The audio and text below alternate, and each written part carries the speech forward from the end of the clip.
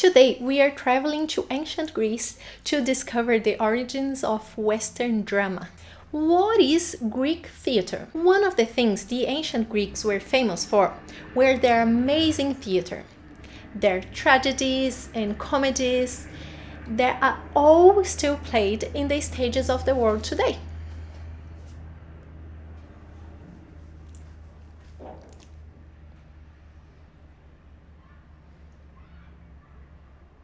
Some of the great writers at that time were Aristophanes, the most famous writer of Greek comedies, Aeschylus, the first great tragedian,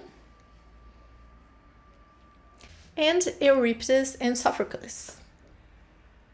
If you go to an ancient theater today, you can see the horseshoe-shaped stone building. One example is the ancient theater of Epidaurus.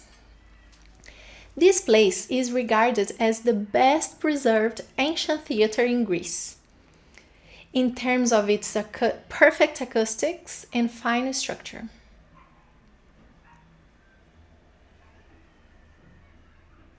It was constructed in the late 4th century BC. So when did the Greeks go to the theater?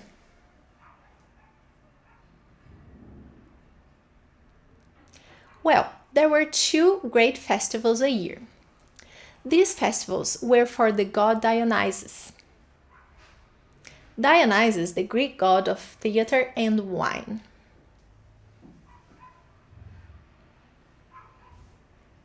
The point was to perform plays to worship the gods. It was a religious festival, and the plays would go on for a few days. The actors were professionals and highly trained. Only men could perform. And can you imagine how difficult it was getting your voice to hit the very back row, singing and wearing a mask? Well, if you compare it to what we have got today, it's something near an opera and a ballet combined. It started with singers acting out their songs, and they learned to switch characters using masks. One actor paired with a chorus. And with time, they added more male actors. The masks were made of organic materials like linen, leather, wood, cork, and the wig consisting of human or animal hair.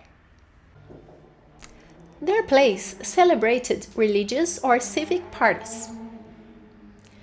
Greek drama exemplifies the oldest form of drama known to mankind. Tragedy, as a dramatic genre, developed through plays from Greek history or mythology.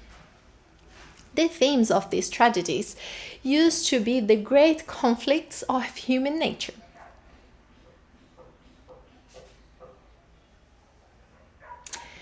Greek tragedies were not necessarily melancholic. Its function was cathartic, that is, to make viewers reflect on the ethical and political values of society and free themselves from vices, moral errors, and injustice. The purpose of the tragedy was to purge the city of ethical deviations.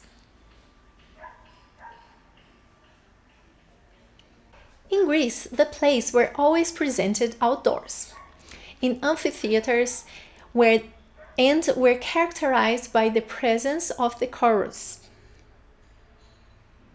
Chorus were a group of people that took part in the plays by commenting with a collective voice on the dramatic action, who danced, sang, and spoke their lines in unison, and sometimes wore masks. But how did it all start? Well, there are some theories. One of them is that it all started because they wanted to worship gods.